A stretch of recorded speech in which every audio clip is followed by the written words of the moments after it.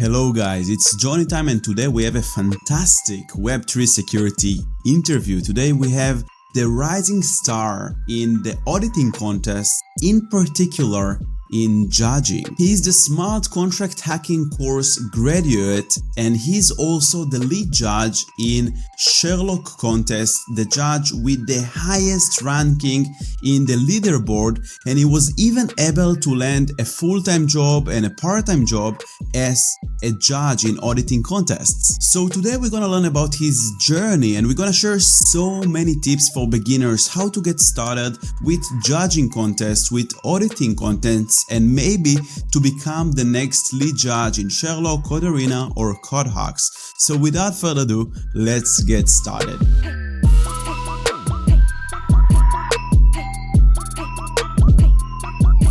So, hello Nevi, how are you? Thank you for coming. Great. How are you, Johnny? I'm doing good. Great.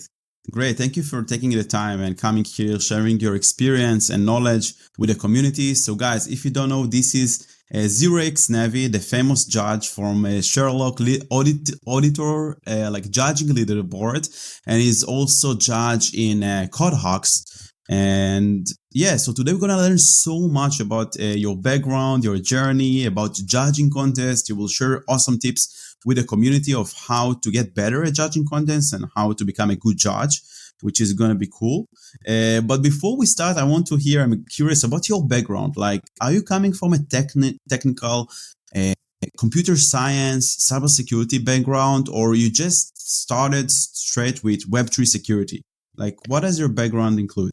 So I graduated from engineering in July this year, but I mostly don't really have any Web2 or Web3 experience. So yeah, you're right. I immediately jumped into Web3 security in early March this year. I found out about Code Arena probably through a Twitter post or something like that. It's called X now, yeah. And then I just jumped straight into competitions. Yeah, but before that, in February and January, I was actively learning JavaScript because I didn't really have any coding experience before then. With like resources like Free Code Camp, and then after like a basic introduction in Free Code Camp, I will go through Patrick Collins' course. It used to be the hard hat course. Yeah, so that really gave me a really good introduction to Web3 security and Web3 in general. That's super cool. So you didn't have any like coding experience from school or university. You just utilized internet resources like courses, like articles, like YouTube videos to learn programming and then also security. Did you have any experience in traditional cybersecurity before, like SQL injection, Trojan horses and such? No, not at all. I jumped straight into the DeFi concepts and Web3 security. So yeah, it was really quite challenging at first because I was already at a disadvantage. But I guess it's a whole separate field here. So I still have the chance to learn from like ground bottom and then jump straight in. That's super cool. And how old are you, if may I ask? Yeah, I'm currently 25 years old. 25 years old and you completely just started this year and you already have incredible results. This is super cool. And this is also why we have you on the show. So people can see, get inspired and maybe learn and follow your journey. So you mentioned that you learned JavaScript through like Free Code Camp. You learned Audit through Patrick Collins' course. What other courses and resources did you utilize to get started? Like, are there any other courses, websites? I guess one additional one would be Crypto Zombies, but I don't know about that. It's probably like quite outdated already. So right now there's like so many free courses out there, right? Your course, Patrick Collins' course, maybe Owen's course. I would say just pick one of them and then get started. I mean, when I got more advanced in this field, I chose to enter your course and then I learned a lot. I think you could say it's like quite a bit of a turning point for my smart contract like experience, because I used to like the smart contract hacking course. You're talking about the smart smart. contract Okay. hacking. He gave a really good introduction. And then he also thought about hard hat. And then when I transitioned from hard hat into Foundry, it was like pretty easy. Nice. Yeah, crypto zombies. Maybe it's like old tutorial, but it's still very relevant because you really learn like the Solidity syntax and all about Solidity and NFTs also a little bit, and ERC20 tokens. So it's pretty cool. I like really crypto zombies. I did it myself. I recommend it to other people to check it out. And I'm glad to hear that the smart contract hacking course really like was a career shift and really boosted your knowledge and help you to progress, which is cool. So you mentioned that you saw like in a Twitter post, Code Arena, something about Code Arena. Can you share a bit about this moment, like how it happened and like what did you think? Like, oh, what the hell is that? I'm gonna explore it. Like, how was it? Yeah, I was just curious one day, and then I looked up. I was initially like going to join Web3 generally, and then somehow I like came across Code Arena. Then I saw people like, wow, they are like winning a lot of prize money for just some of the reports I read. And maybe I can understand that. So I just joined a contest straight away and then try to read the contracts. And then I started out with like regular QA reports and gas optimizations. Like absolutely, you don't need any knowledge or minimal knowledge about the protocol. Yeah, so I started submitting those. Then I immediately got results. And I was like, wow, I'm very surprised. Nice. So what were your first results? The QA and low, like how much did you were? How much were you able to get? I think it was like a few $100 or like the first two contests, something like that. Yeah, it's like really a big morale boost. That's why when people say for the newer wardens, nowadays like when they get their first payout, it's really not a lot of money anymore because there's a lot of competition. Yeah, but I can like confirm that when you see the like some rewards coming in, it's really a big morale boost, and then you'll keep continuing, you'll keep working hard. But do you think that this day, if some new warden or Watson come and submit some quality QA reports or low severity issues, will you still be able to get those $100, or it's not possible anymore? Yeah, I think it's not quite possible anymore unless you submit a really high quality QA report or gas report. So yeah, I guess this balances out with the resources available now, right, and the competition.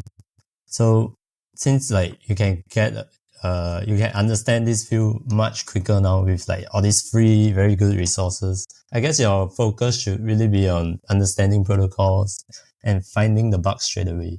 And then the QA and gas reports can be like, oh, you noticed it, and then you can make a note somewhere else. Because generally they don't require a lot of understanding of the protocol.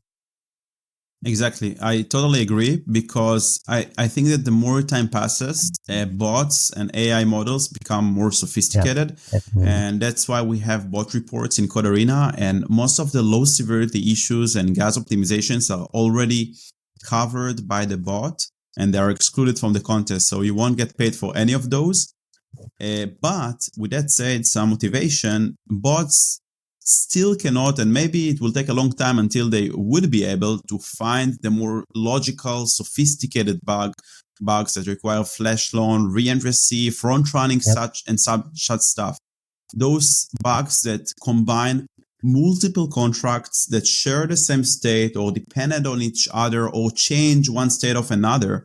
These are the bugs that are the mediums and the highs that usually the bots miss because they don't have the context of the whole protocol and they're just not good yet. Maybe it will take a lot of time, but that's why I recommend people to focus on the more complex bug, on the mediums and the highs. And you really need to understand the protocol. That's why some I think resources such as the smart contract hacking course helps a lot because you get a lot of ideas of attack vectors. Also, you learn about DeFi protocols and like how to work with them, how to analyze them. You read the big code base and you exploit, write POCs. So I think that do not focus on QAs and laws. Go straight to learn the attack vectors and try to find how you really exploit the protocol to make profit, to do griefing attack, to screw the protocol, to screw users. This is just my opinion because when you started, it was relevant, but I think Yeah. it changed since then. Correct me if I'm wrong. What do you think? Yeah, I 100% agree. It's like to find medium and high these days, you need to really understand the integration of contracts, the unit contracts. Yeah, basically everything you said, you need to understand the flow and how the contracts interact with each other. Yeah. So you decided to shift from like actually participating in audit contest to becoming a judge. Can you tell us a bit about this shift point, how you got introduced to judging and how you became a judge? Yeah, actually I never like shifted into judging. I always judged in parallel with auditing as a form of learning in the start. And during like the beginning of my like smart contract auditing journey was really just Sherlock allowing me to get the instant feedback loop before I got backstage in Code Arena. So yeah, then I was like, you can join a judging contest, learn and get paid. I mean, like, why not? So yeah, so I decided to do that. And then I think I was lucky enough because they started in March. Their judging contest started in March too. That was around the time where I started too. So yeah. So can you explain a little bit what are judging contests? Because this is some concept that exists only in Sherlock. We don't have it in Code Arena and CodeHawks yet. Maybe they're going to introduce it in the future because what we see recently in the industry that one platform comes up with a new concept and then all the other platforms copy it. So it's probably going to be like similar. I guess the judging contest will be added either to CodeHawks or Code Arena. But for people who are not familiar with judging contests, can you explain what they are, what the goal of the judge, how it works?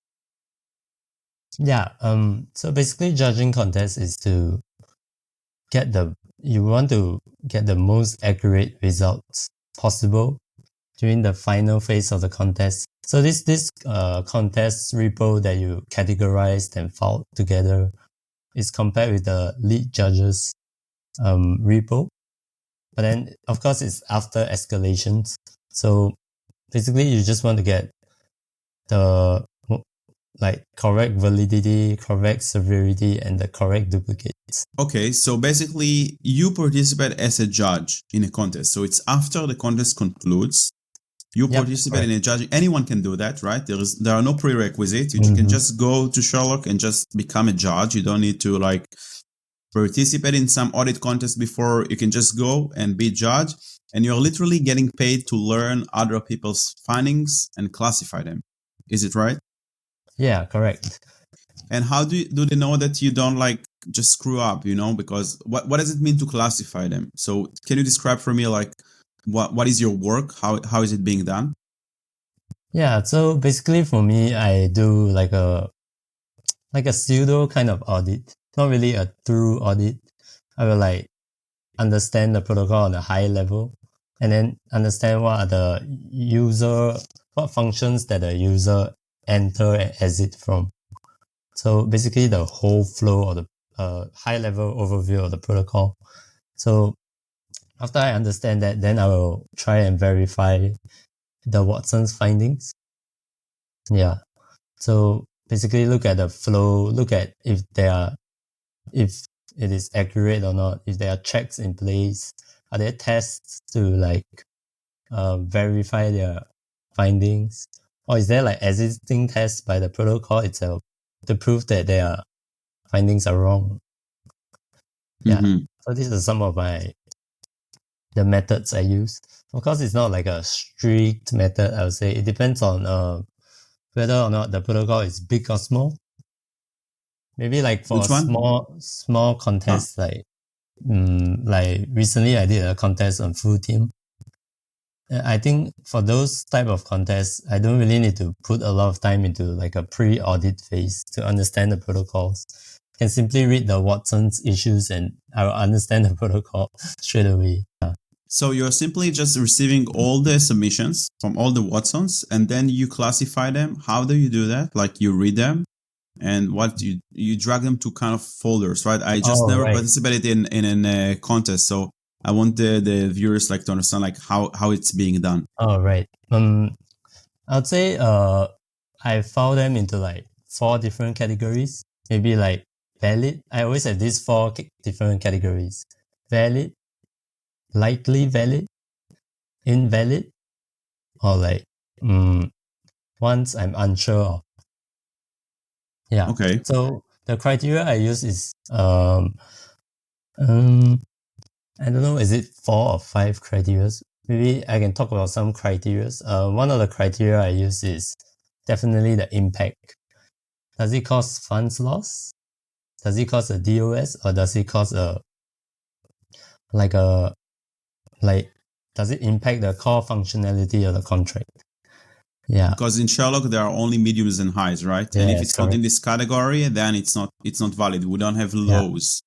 So it needs either to impact the funds of the protocol of the users, to create denial of service, kind of griefing attacks, like this kind of like real damage.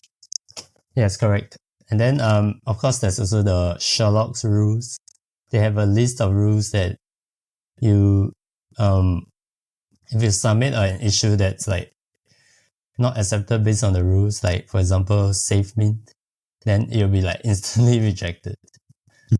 Yeah, that's how strict they are. Yeah, very strict.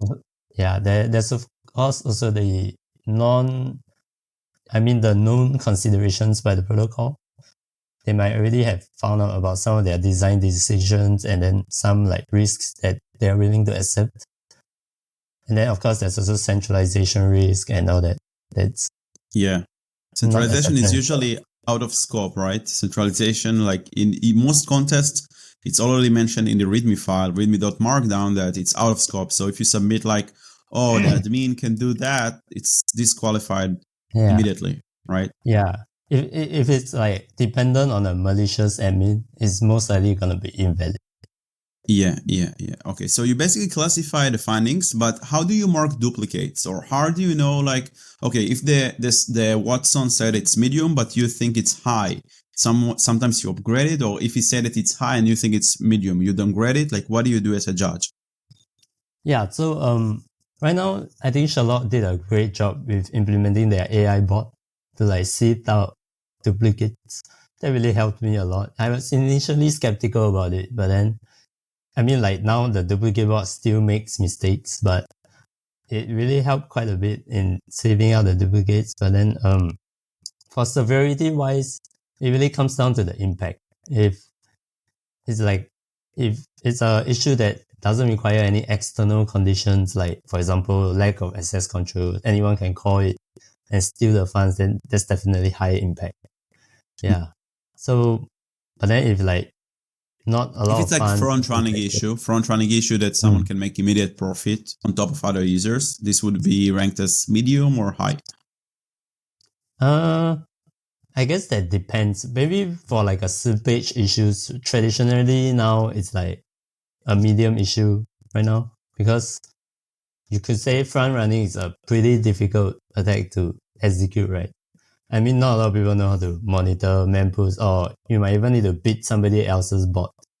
I don't agree, because it's complicated to do, but there are so many actors that are having like huge infrastructures for front running, even generalized front running. And if your protocol will start accruing TVL, you can be sure that if there is money to be made, the sharks will come and take this money. So MEV will happen. So if you deploy a protocol with vulnerabilities such as like you don't protect the users, okay, sometimes the user need to be responsible and set the right slippage tolerance. But if you don't even let the users put some kind of tolerance, and then it's bad. Yeah, I agree. Then it comes down to how much funds could be lost. Yeah. So slippage could definitely go both ways. It could be high or medium. Yeah, definitely. Yeah, I totally agree. So, and how do you, so you already get it, when you get the submissions, they're already kind of like classified in duplicates. So if there are like 20 same issues, they will be on the same folder, right? Yeah, but it's not entirely accurate. I'll say maybe like 60 to 70% accurate. Is my intuition. But yeah, there's definitely some that's left out, that's not categorized together. Interesting. And Yeah. how do they assess if you as a judge did a good job in the contest? So you said that they compare it to the lead judge, right? So in every contest, there is one lead judge that he's like someone more skilled, that also has a fixed pay for this particular contest. So how does this comparison work? How do they like decide how did you perform? If you get more points, because we know that the leaderboards, you collect points and then you advance in the judging leaderboard, like auditing contests. So how does it work? The assessment of the judging contest. Yeah, so basically I won't go into details because it's quite complex. Mostly they focus on the recall as in how many issues have you correctly validated, and then precision is how many issues do you like out of all the issues you submitted, or how many issues are actually validated. And then duplicates is like, yeah, correct duplicates and all that for like each issue. So and correct means that the lead judge did, yeah? Correct, when you say like correctly validated or disvalidated or invalidated, it means that the lead judge did the same as you did, right? Yes, correct. But then the lead judge final repo after the judging competition is not really final, because they will have to like review all the findings again with the sponsor, with the head of judging, and then with the lead senior Watson. So that's where we really like decide on the final validity of the issues. So after escalations where like all the Watsons come in and discuss about what they disagree with the judge, then the head of judging will come up with the final decision, and then that's the final report that we will compare those judging competitions to. I get it. So basically the judging contest, the judging competition, you're only being compared to the finalized result after escalations, after the lead senior Watson stepped in, after the lead judge made all the decisions. Only after then you compare. And so I'm trying to think, why did Sherlock do it? It doesn't give them more value, just to train new people to become judges, I guess. Or does it bring any value to the validity of the judging? It doesn't really. It's basically judging you, testing you as a newcomer, as a new judge, as far as I see it. But maybe show me some other side at how Sherlock earns from it, you know? I guess their way of deciding if you are a very good judge or not.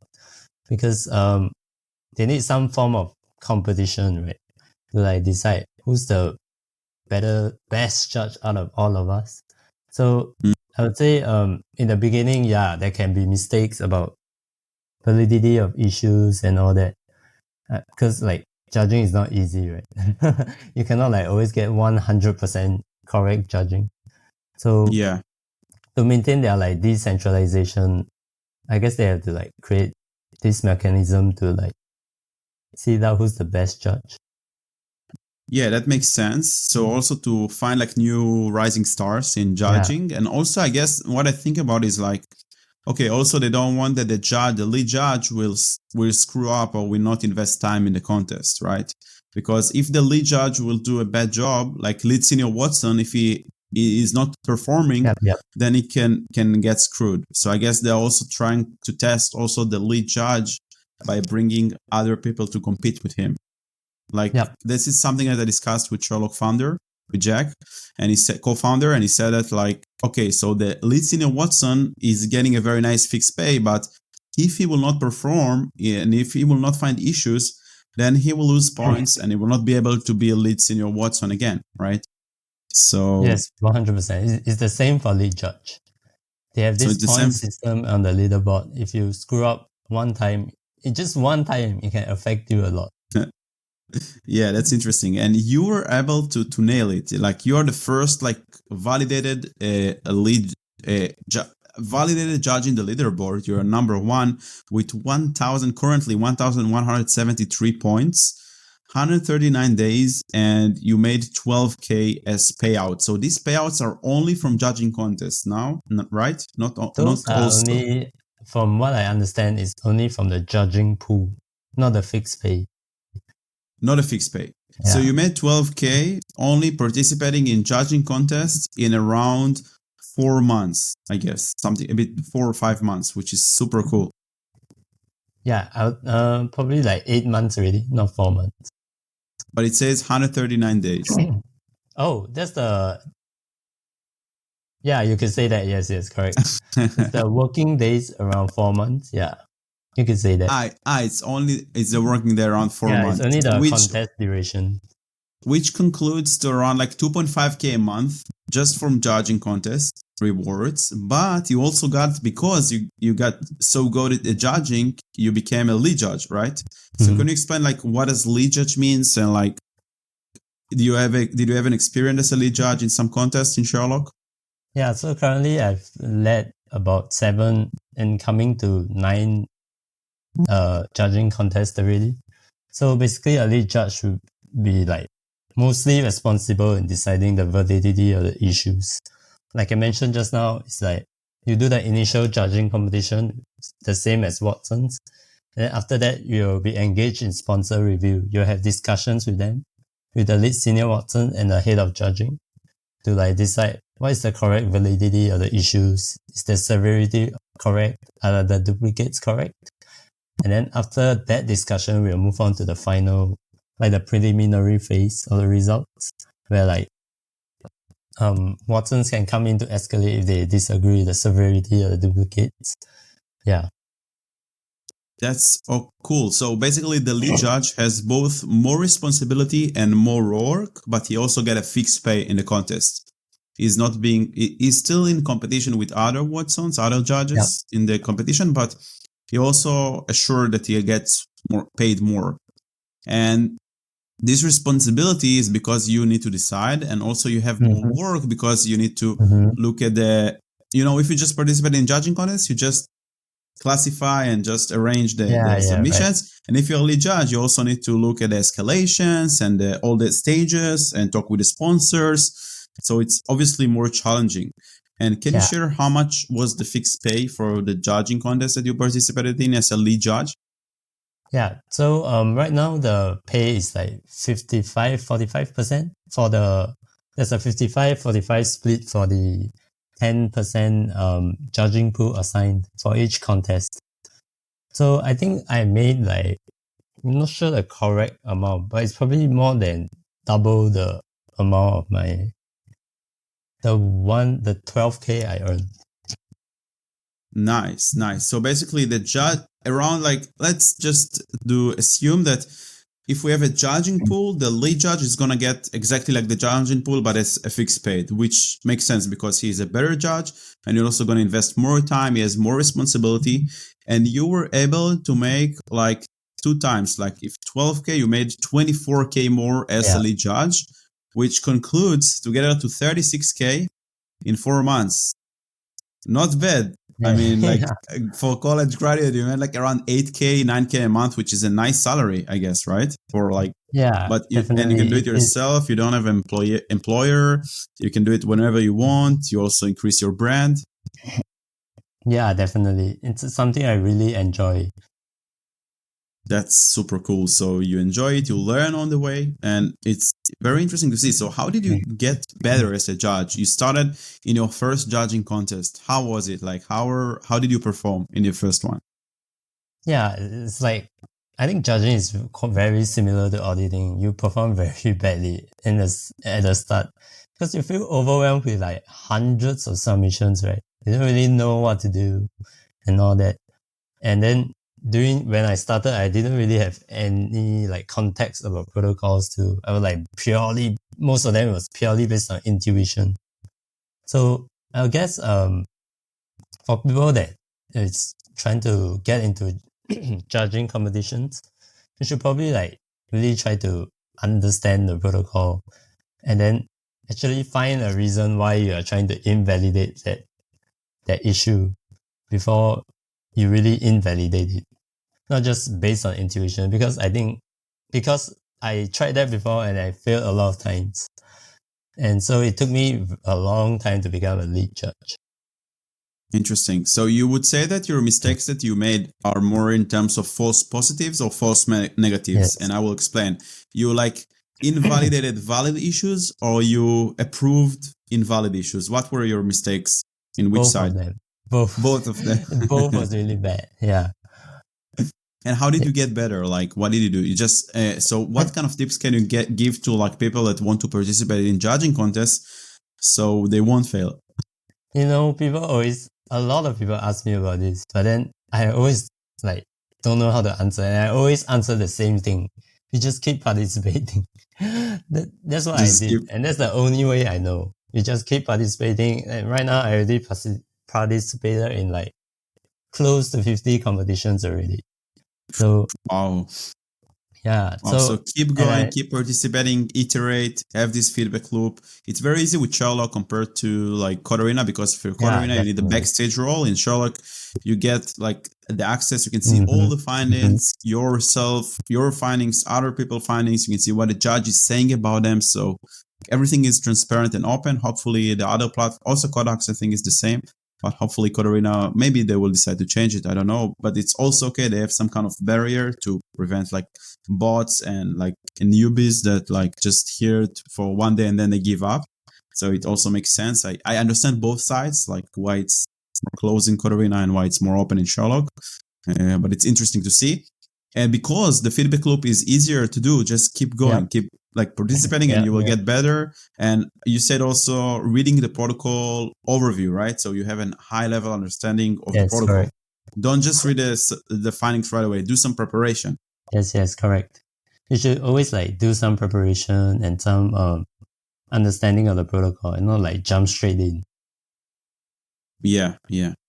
And now, why did you choose like judging on top of just participating? You still participate in contests, but how would you like say in terms of time ratio? Like how much time do you invest in judging contests and how much time do you invest in auditing contests, and why?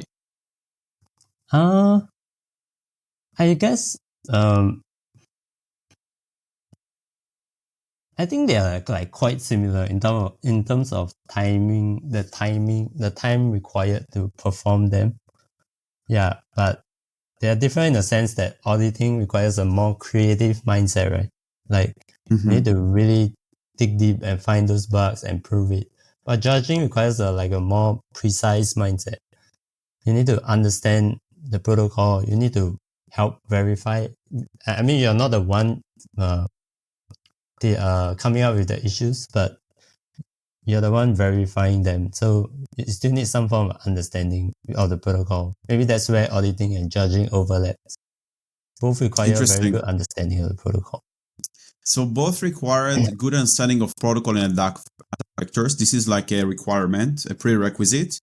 But you're saying basically that in auditing contests, you need more creativity because you need to come up with creative ideas of how you would send this or that transaction or change the state in a certain way to steal funds, to harm the protocol or the users.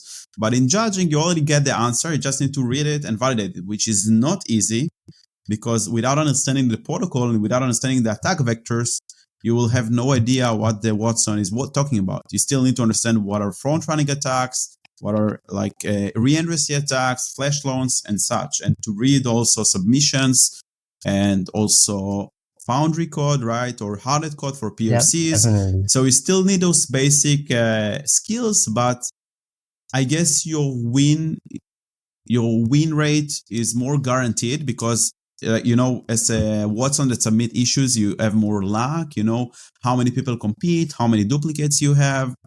Can you be creative about this protocol or not? And in judging, it's a bit different. It's more tedious. I don't know. You tell me more. You did a lot of like judging contests, so you can tell me like you need to read a lot of findings and So the Watson needs to get into the developer like mindset and like what the hell did he think when he wrote this function or this contract? And you need to get into the Watson mindset and like what is he talking about here? Right? Yeah, I guess I shared this opinion to like a lot of fellow security researchers. It's like auditing is one auditor versus one code base. And then judging is like one judge versus like 100 submissions and maybe like 50 to hundreds of auditors. And then you need to think about Interesting. how did they come up with these issues? Did they get it right or not? Yeah, it's like a different kind of difficulty, but both is very difficult. Okay, and as someone who did so many judging for so many contents, what do you see like when you look at like at Watson's submissions? Like, what do you see? Do you see like a lot of like AI submissions, like shitty, low quality submissions, or you see like also like, give me some insights from the judge point of view. Yeah, I would say like frankly, every contest probably only 20, maybe maximum 30% of the issues are like valid. So you would say, you could say there's a lot of AI, definitely a lot of AI issues. And I think like if you judge long enough, you can like tell them straight away. And then some probably wouldn't be AI, but it's very low quality. There's not enough proof. There's no like code walkthrough for me to easily understand the issues. Yeah, and all that. And then some is purely based on submitting wrongly because of Sherlock rules, or is already a known consideration by the protocol. Yeah, and then you have the like issues that doesn't make the impact because Sherlock only accepts medium and high severity issues. So some issues are like low severity with no fund loss or DOS or like functionality. Such as like potential front running. This function can be no checks, effects, interactions. Okay, how do you exploit it, right? Yeah, exactly. Oh, yeah. You know, every contest there's this person that puts checks, effects, interactions, and they never prove their re-entrancy findings. Then as a judge, I'm like, I don't know if this is true. I don't want to prove it for you. Yeah, you prove it for me. Give me a POC of how you use this design error to steal funds, to, I don't know, to hack the protocol, right? Yeah, because not always it's exploitable. Not always checks effect, when there is like CI, checks effect interactions violation, not always it's exploitable. You need a callback. You need the state need to be changed in a certain way that will benefit you. Yeah. And then funny thing is a lot of like auditors are submitting like re-entrancy possibilities in like events, ERC20s. And then I'm like, isn't this like not possible? Like, I think they didn't go through the smart contract hacking course to know like what is really entrenched looks like. So as someone who looked at so many submissions and validated or invalidated them, can you give some tips for Watson on wardens, or how is it called in CodeHawks? Hawks? Hawks. Yeah. Like how to make a good submission. Like how do you, like you as a judge, when you look at a submission and you like, okay, this is a good one, I'm going to validate it, and maybe even choose it as the best, because there are usually duplicates. So, and there is one submission that becomes like the best submissions and gets some extra points and extra money, right? In most of the platforms. So how would you help like Watsons to write good submissions? What tips can you give them? Yeah, I think I focus on two important things. One thing is how easily I understand the issue from reading their like submission. So how well can they like keep it succinct or short, but still explain the issue at hand really well. But of course, this is like debatable, right? There are like a lot of complex issues that require a pretty long explanation. Yeah. So that would be my only exception. Second is try to keep it short. Try to keep it short, but informative. Okay? Yes, correct. And then second would be definitely a POC, because it then doesn't necessarily have to be a coded POC, but if like there's a written scenario or the analysis with like the walkthrough or the function flows, then it will like really help me understand the impact of the issue, you know? Like, because some people just mention the root cause of the issue, and then I will have to like go into the contracts myself and verify it. I mean, like, it will help if you include a coded POC or like a walkthrough of a scenario with like links to the specific affected code lines. So I don't have to like go into the code base myself and look at the issues. So that will like help me understand the issue better. That makes sense. So code and function references help a lot. POC doesn't have to be coded. You can just write the function calls like, one, I do this, second, I do that. Correct. Then the change is being stayed. Then I do that, right? Something like that. Yeah. So, go ahead. Yeah. So it's not a very frequent occurrence in Sherlock because Sherlock don't really incentivize good reports. They don't have like a bonus for good reports like Code Arena. So yeah. Mm-hmm. It's like a rare side that at the moment I see it, I will probably make it the best report. Yeah. And do you prefer like a coded POC in Foundry or Audit, or you prefer like those step-by-step descriptions? Whatever that is comfortable for the Watson. But of course, coded POC is like a way of saying I approve the issue and I verify it completely, like 100%, I prove this issue. Of course, assuming the test is correct. Yeah, so coded POC is always like the absolute proof to an issue. And are you usually gonna take those coded POC in Foundry or Audit and run them on your local machine and validate? Of course, you have to verify it yourself. I mean, some simple tests you can look at it and verify it as it's correct, but most of the time you have to verify the test yourself. Aren't you scared to run this code on your machine? Because if I'm a malicious Watson, I can put sometimes it's JavaScript if it's Audit. I can make a JavaScript that downloads. Okay, you are not coming from traditional cybersecurity, but in one line in JavaScript, I can download and run malware on your machine because you're running a code that I wrote. Just an idea that my malicious mindset like came about it right now. When you just copy code and paste it. If it's Solidity, I'm not sure, but it would be an interesting. I just thought about it right now, but it could be like an interesting phishing kind of attack vectors where you can either attack the judges. Imagine, I'm scared to say it out loud now on the channel because people might start doing that. Malicious people, black hats. Oh man! We come up with new attack vectors I just like submit a finding in Audit or JavaScript. Maybe I will remove it from the interview, or maybe not. I don't know. It's an attack vector.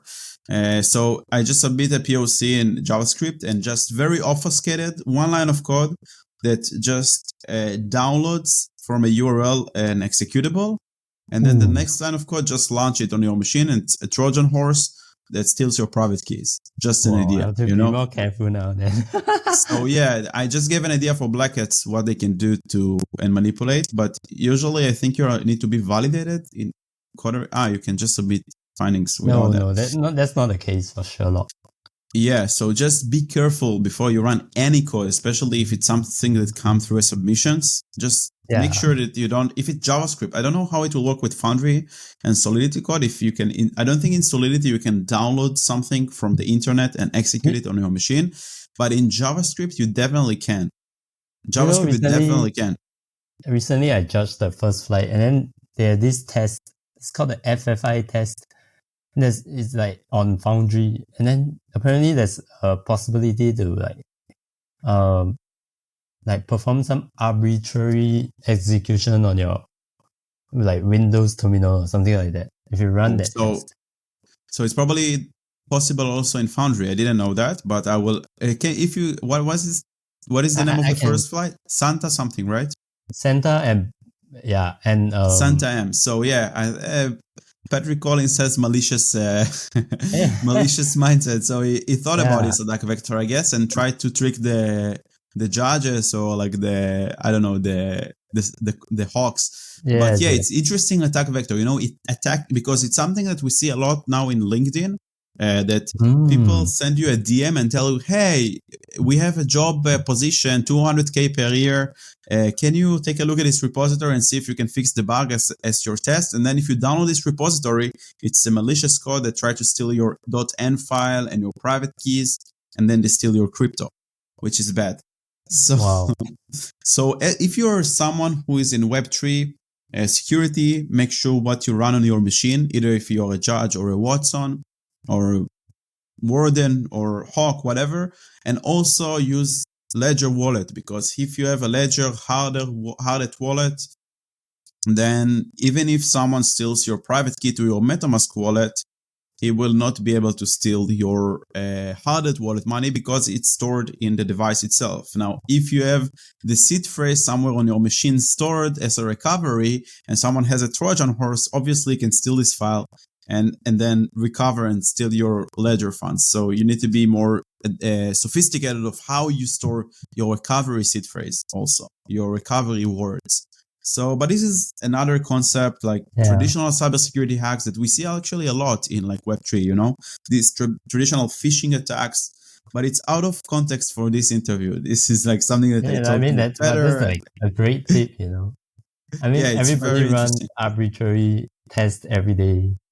Yeah. Maybe even think about it. You're running a code on your machine. So on my ad, I have a MacBook.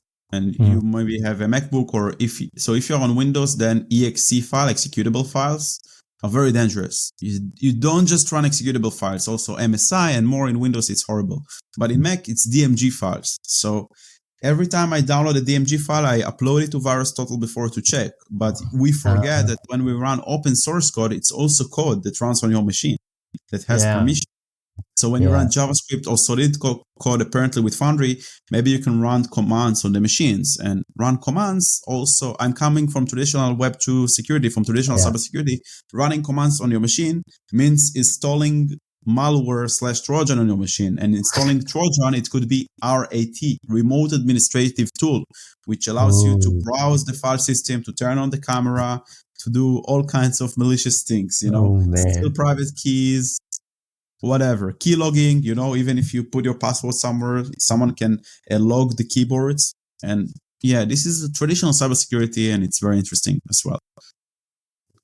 Oh, interesting. That's a very good advice. Everybody should verify before they execute anything.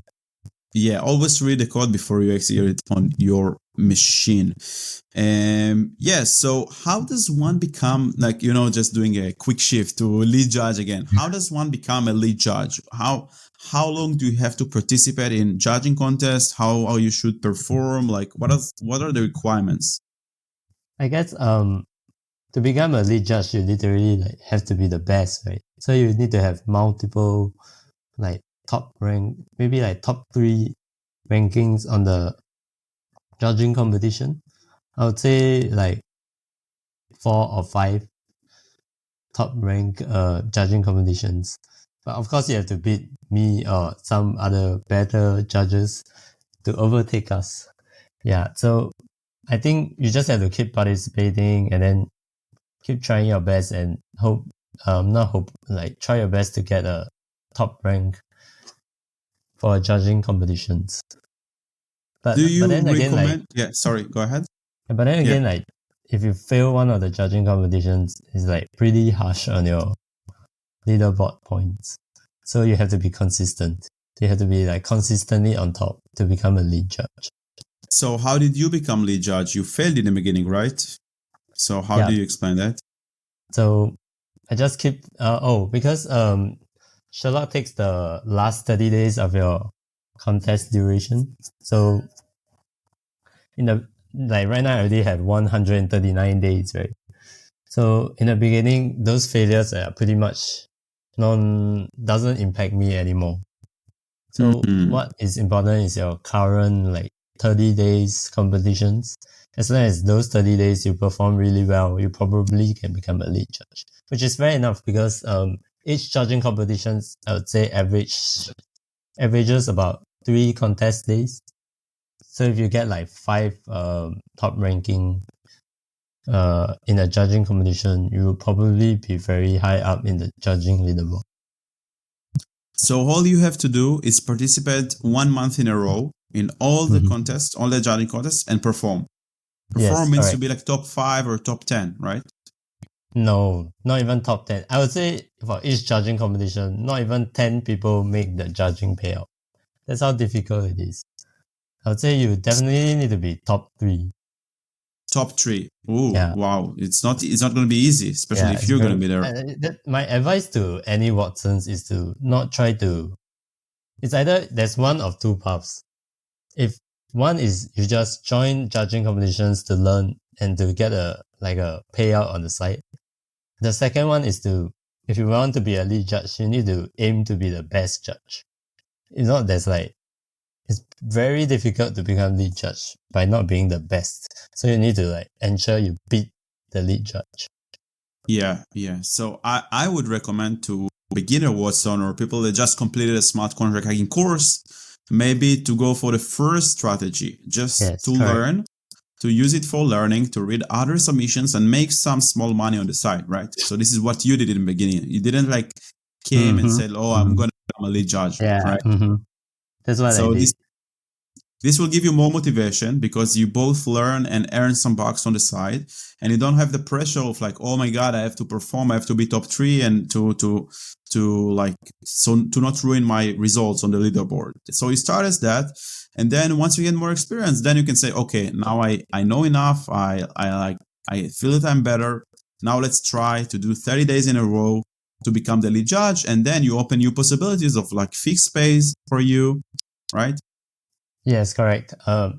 So if you can't really take I guess not a pressure, but you have to be consistent in judging competitions, then I think you could focus on your time on auditing and take judging as learning instead.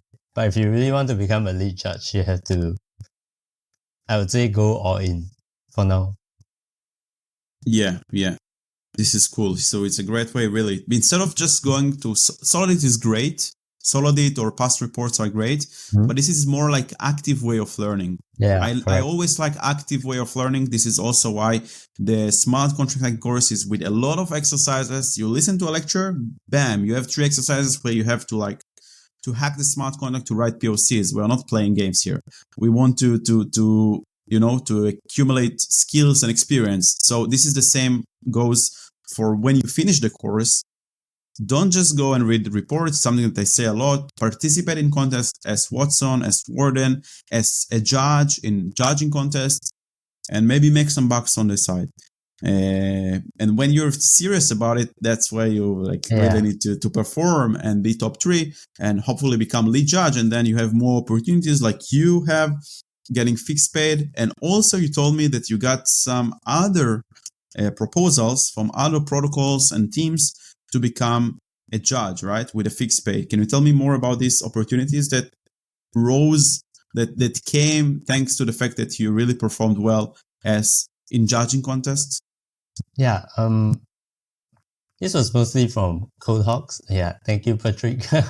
Yeah. So basically, during one of their first competitions, what was that? CodeHawks X-Scroll contract. I was really active in the escalation phase to correct to help out with the validating the duplicate and severity of findings. So yeah, so Patrick invited me to... You participated as a hacker, as a hawk, and then in the escalation phase as the hawk, the hacker, Patrick judged the contest, and you were very active in contributing to the escalation phase, right? Just to make it clear. Yes, correct. Yeah. I think that's where I think that's where he found that I could possibly help with one of the upcoming contests. So he invited me to judge one of the contests on CodeHawks, like Tito E. Yeah. So I helped with that judging. Yeah. Nice. You didn't get this opportunity because you were lead judge or you basically led the leaderboard in judging contests in Sherlock, but because as a hawk, you just came to the escalations and stand out because you got an experience for judging, right? So it's not like you have this leaderboard. It's also a proof, and it helps for you, for your branding and your CV to showcase your skills. But it also, you really have the skills. So when you came to the CodeHawk contest, you were looking at escalations. So oh, that's easy peasy for me. I saw so many submissions in the past in Sherlock.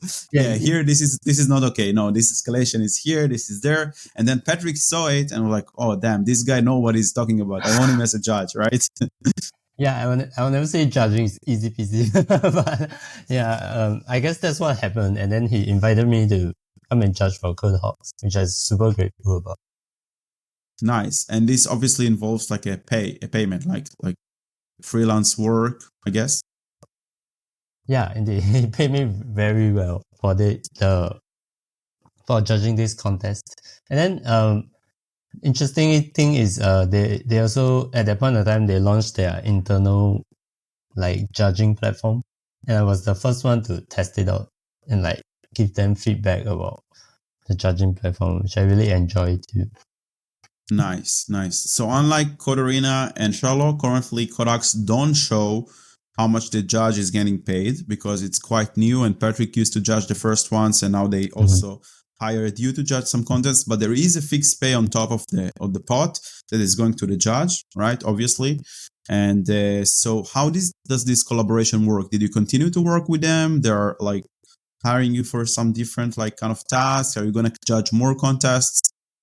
Yeah, I guess it's more of like a freelance type of thing. But I've already judged a couple of first flights for them already. Yeah. Also paid, first right? flights. No, I'm doing it just voluntarily to help other hawks. Yeah. But yeah. Okay, that's nice that you contribute back to the community. Okay. I mean, CodeHawks haven't really been having a lot of contests lately, but now they have some contests. But I'm unsure yet if I will be the lead judge for those particular contests. But yeah, if an opportunity pops up, I'll definitely be happy to help them.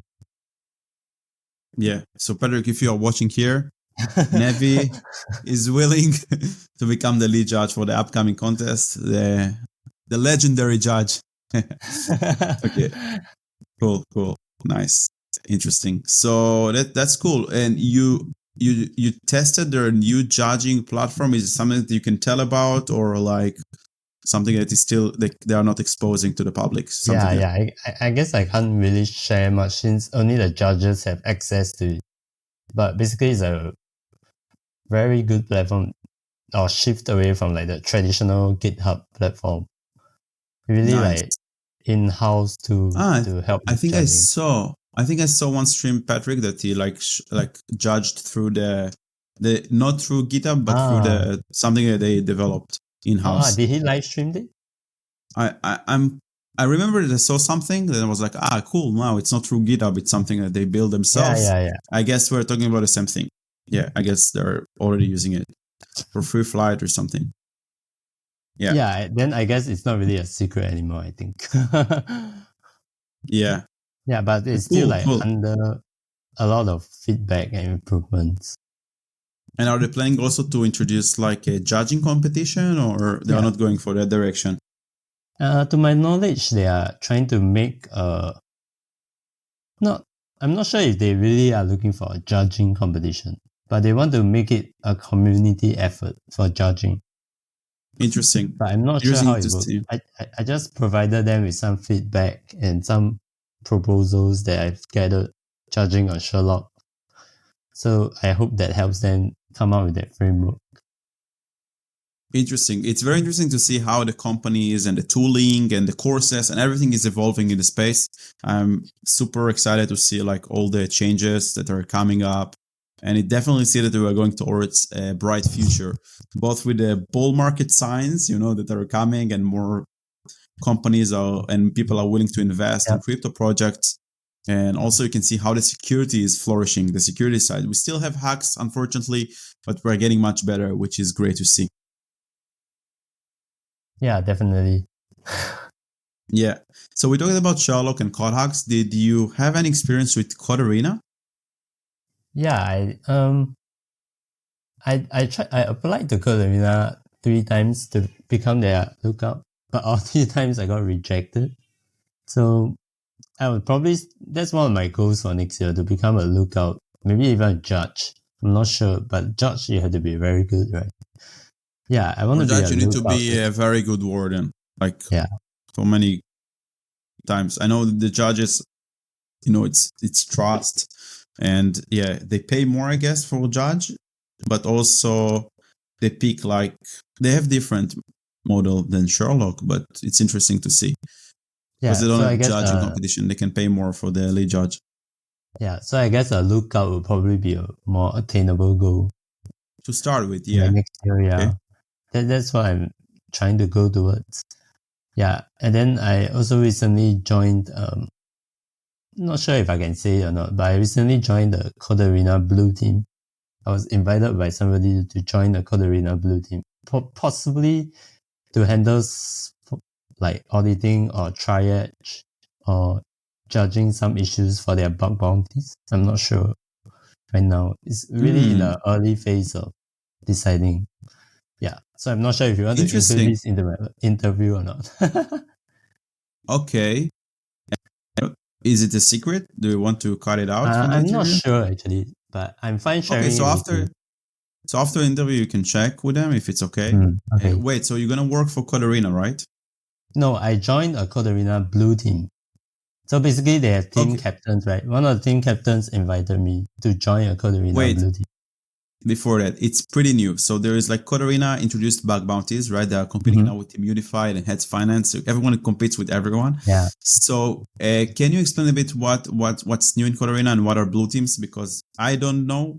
I just saw the tweets, but I didn't get to the details. So, and I'm sure there's many people that watch this interview and podcast and they don't really know. So can you explain like what are the news that came from Code Arena and what are blue teams?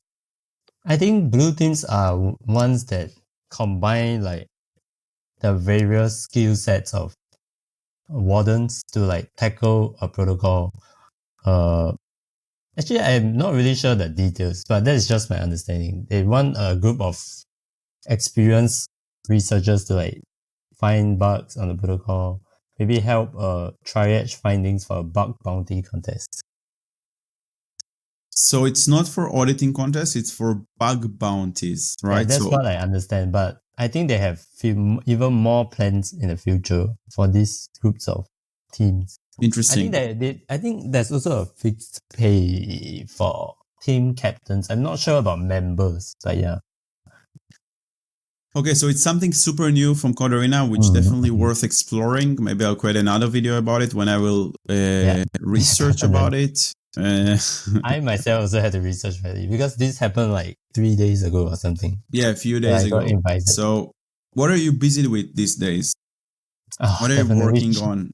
Definitely Sherlock Judging, CodeHawks Judging First Flight, and then Code Arena Contest. So you're doing judging in CodeHawks and Sherlock, and you're participating as a warden in a contest to find bugs in Code Arena at the same time. It's been extremely difficult. I think I didn't give my all for the auditing contest.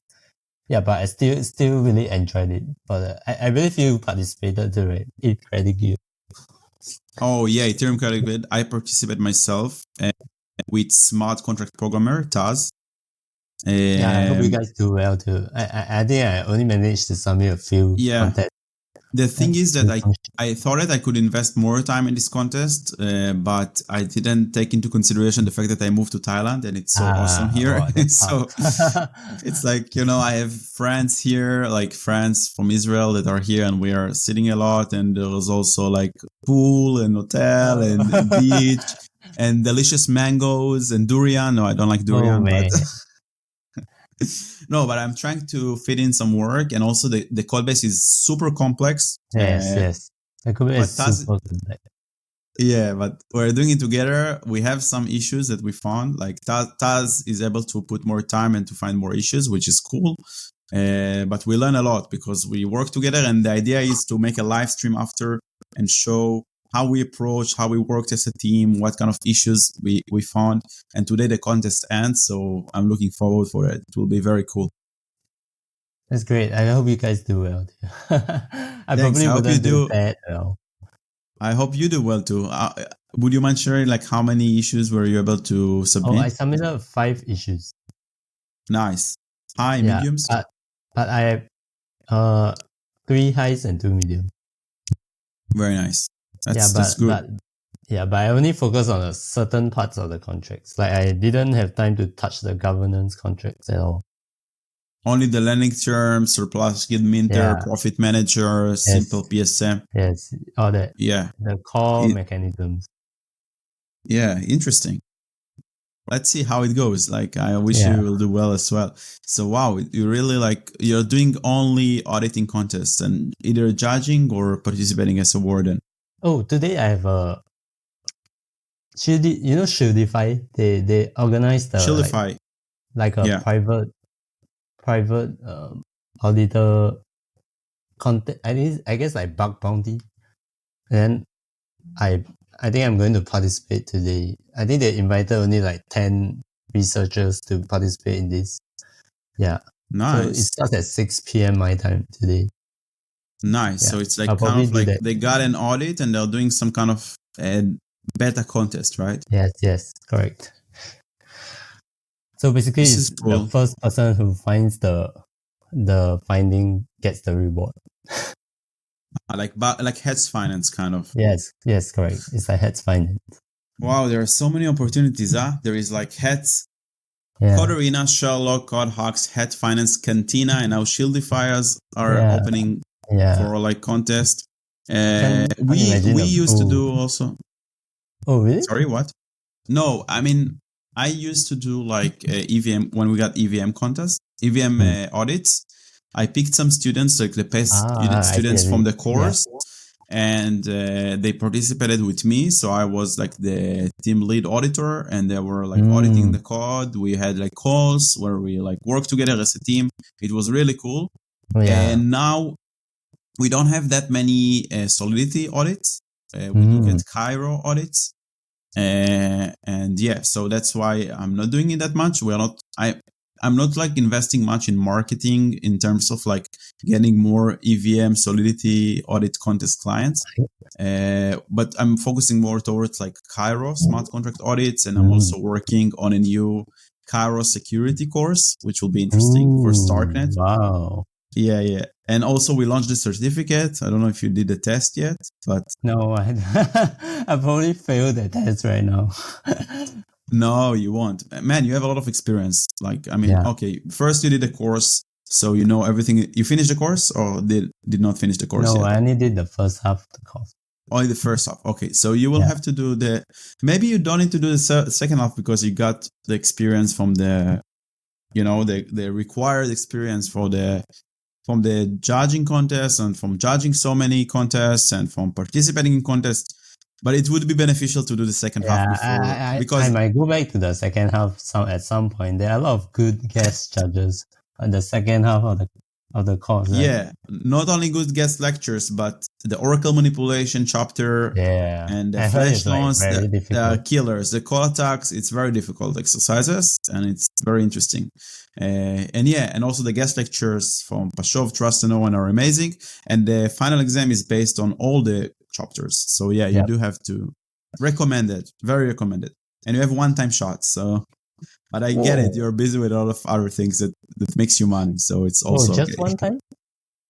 No, one time, and then you have like a 2 months delay cooldown. Oh, all right. Yeah. So you can, if you are not satisfied with your results, you can do the test again after 2 months. Okay. So you need to reach out to us, and we will open it once again. So yeah, you really need to prepare. No, we don't want this certificate to be like any other certificate. We want it really to be hard.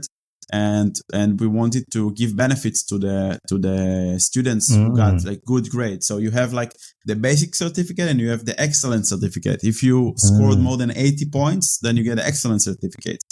And we're working with some auditing contest platform that it will give you advantages. Getting backstage role in Code Arena if you have the excellence one with Hack and Proof. Oh, I forgot also Hack and Proof. Bug bounty. And also with Sherlock that you can integrate a certificate with your profile. So this is something that in the works. We just launched the certificate, but it's you can showcase it and maybe get more work and like get the auditor position or something. So yeah, sounds really cool. Maybe I should get my certificate too. Yeah, worth checking out. You're eligible for it because you purchased the course, you did the course, and I think you can do it. Even maybe without going through part 2, depends on the experience that you got, but maybe worth checking part 2. I don't know, but you don't have much time. Yeah. When I have some downtime, then I'll definitely check it out. I also need to catch up with the second half of the course. Okay, so now we are approaching like the end of 2023. Do we have any goals for 2024? Like, what are your goals?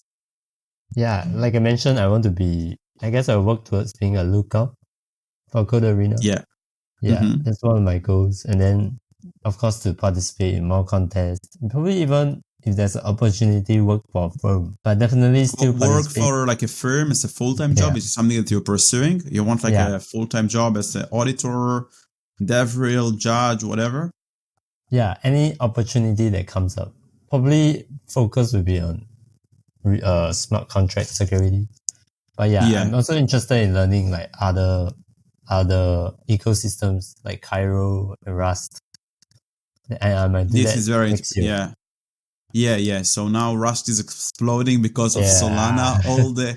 All the meme coins on Solana, all the Yeah. gamblers came back to the blockchain. You know, it's like gambling season. I hate it, by the way. I don't like it. I mean, it Yeah, I brings more also don't money and like it. attention towards blockchain, but also brings a bad name for blockchain. Mm-hmm. That's why I don't like all this, like people that come to the, I don't know if I like them or not, but I just, I even have some friends, I don't want to say names, that are like, oh yeah, did you see what's going on Solana? Yeah, I just bought this Shiba duplicate Sol BTC token and it went 100x. How do you get the next 100? I hate it. Yeah, it's We're like, not here for that, we're here yeah, for like the future of finance, but yeah, I correct. guess that it is what it is. So now everyone is like, okay, there is more attention around Solana. The Sol token like exploded, and people want like to become Rust auditors, right? Because smart contracts on Solana are written in Rust. I believe same will happen to Starknet. I don't know, but Oh, I'm right. like putting my bet on Starknet and Cairo. So that's why I'm doing Cairo audits, like learning Cairo 1 very, very well and building a course how to write secure Cairo code and how to hack Cairo smart contracts, which will be super cool. Wow, It's going to sounds take some interesting. time. Yeah, I even work with one of the students for the course, Alfao. I don't know if you know him Oh, from the community. yeah. I follow him on Twitter. So he's doing also internship in Nethermind and he has some Oh, Cairo wow, experience. that's So cool. he's also working with me as an intern and we're building the course together, which is super cool. Yeah. So he's Oh, also a that's cool. student from the course. He really stand out as the student of the course.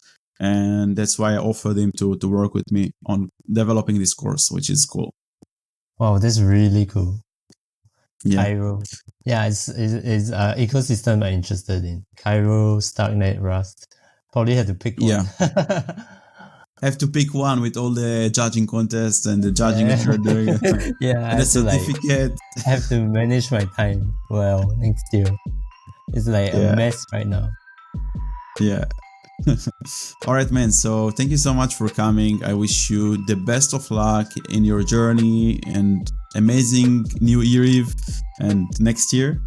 Let's hope that the world will become better with all the wars and pandemics, Yeah. So, and we will get more secure in Web3, more success for everyone. And thank you so much. No, thank you for inviting me here.